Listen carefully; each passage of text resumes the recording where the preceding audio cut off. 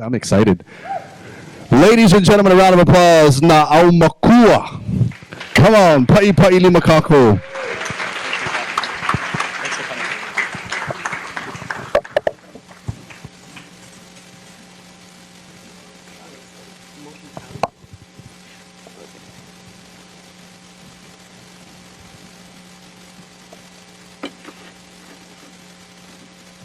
Aloha mai kako. My name is Katie Kamalamela. I'm born and raised on Oahu. I currently live in Hilo, and I'm the CEO of Aumakua, Super Flash.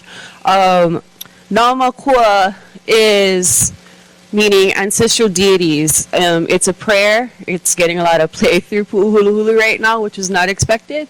But the goal of Aumakua is Aumakua e kukulu ke ea Hawaii. The goal of Aumakua is to advocate for the life and the spirit of Hawaii. And what does that mean? What does that look like? I'm a trained botanist. I'm an ethnobotanist. I study the relationships that people have with the environment.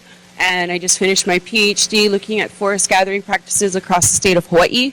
And there's a clear disconnect between harvesters and the market and people that buy from the market. And so the goal was to identify how we can get people back into these places. This is Christian Giardina. He's my postdoc advisor at Akaka Foundation for Tropical Forests. And the goal of the Akaka Foundation is to amplify biocultural relationships throughout Hawaii and ensure that Hawaiian culture is integrated into our native forests and ecosystems.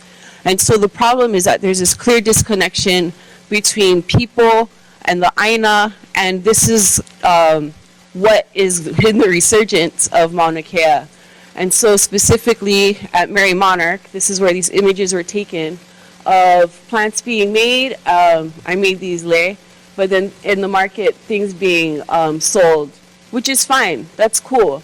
But the difference is that we're not aware of the impacts of those harvesting protocols on our kupuna, on our Aumakua, on the people that bring the smell of the forest down to our urban areas. And so what I want to do is come up with a solution to have an app that is botanical photography is very tricky, and currently there aren't any resources available that aren't super inundating for people to engage with. And so outside of just plant identification from seedling to seed, also sharing traditional uses, historical insights, and contemporary practices being utilized, such as the integration of contemporary data related to rapid ohia death, which is impacting one of our primary species. So Aumakua itself, the word, means a symbiotic relationship between people and the environmental elements, which includes the wind, the rain, the plants, the animals. It figuratively means a trustworthy person, and it's also a call. Aumakua is a call for someone to dance. And so I'm asking people to come and dance with us on this app. Come and dance with our plants, with our practices, and see our people. And what it looks like right now is there a landing page, and this is just for the pilot is plants because I'm a plant person, but we're already talking to people that do kilo Hōkū, such as Auntie Kale, and as well as La'aulapa'au Native Hawaiian Healing. So you look at the plant and it gives you the description, and we're looking at making packages that are place-based, because instead of just having random plants, have a package for Diamond Head, which is one of the most visited hikes. Pu'uhuluhulu, a lot of people are going there right now, so that people can connect and get to know their family members at a deeper level. Other packages that we can roll out into the future, water cycles. Kinolau is the body forms of plants. So the state tree is kukui, and our state fish is the humuhumu nuku apua'a, which is a triggerfish.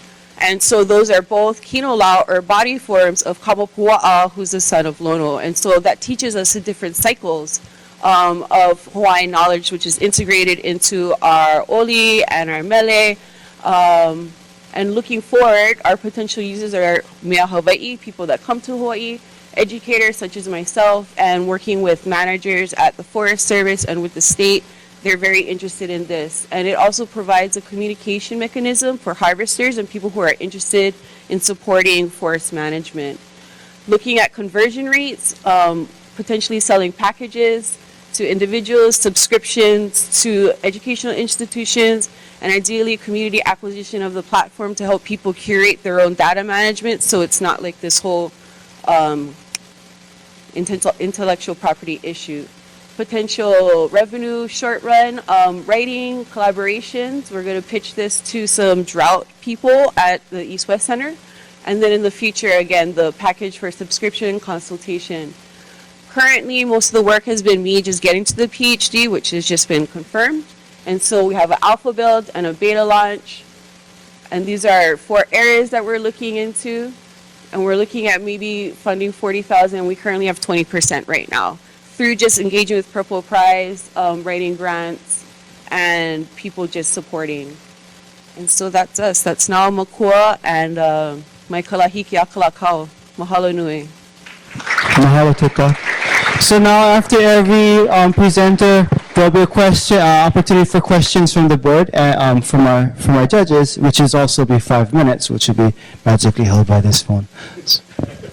So and even piece of popcorn, so anyone wants to just ask questions either on that end, use that mic, and on this end, I have this one.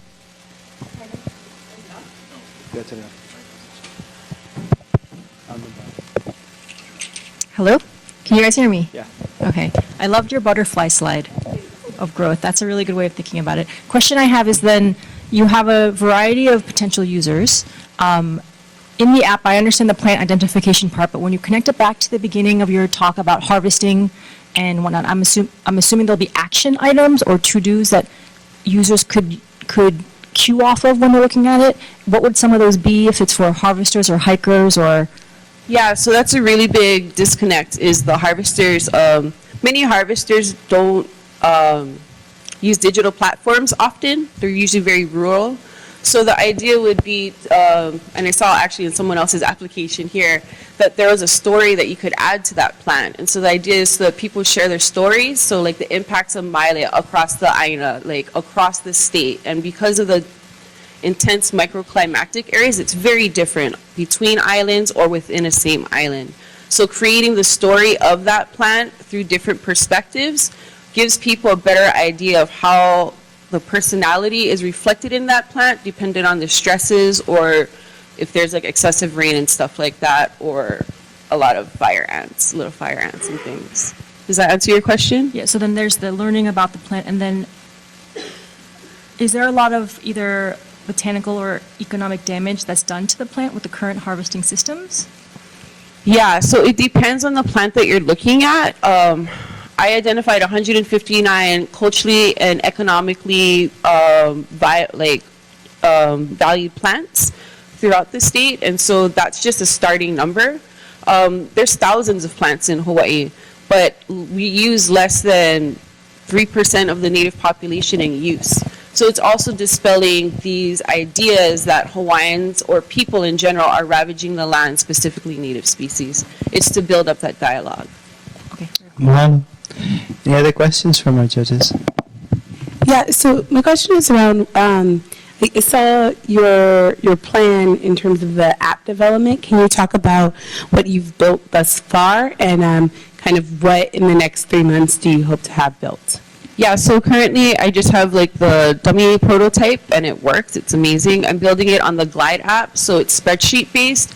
And what because I work with spreadsheets a lot, I identified that if I did this for 159 species, that's like a replicate every time. So I'm going to do a package. I'll probably do the diamond head package.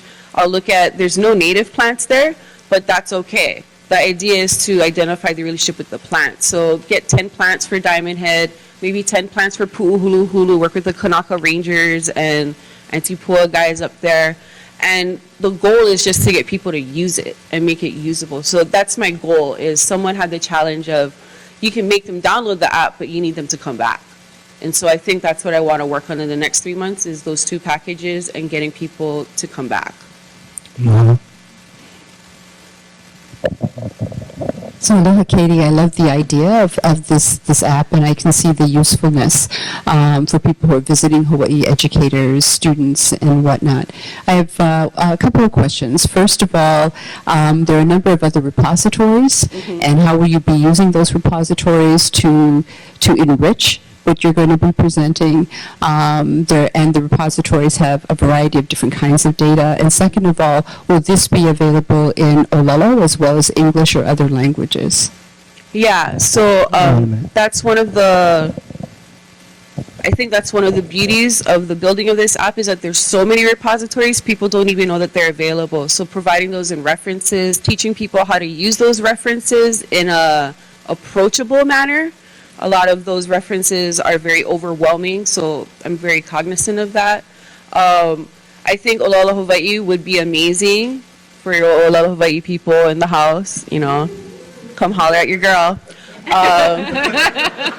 But yeah, I think that ideally the magnificent vision would be to make this platform fly and to allocate it to other indigenous communities in order to raise their issues and to tell their stories and to curate their images.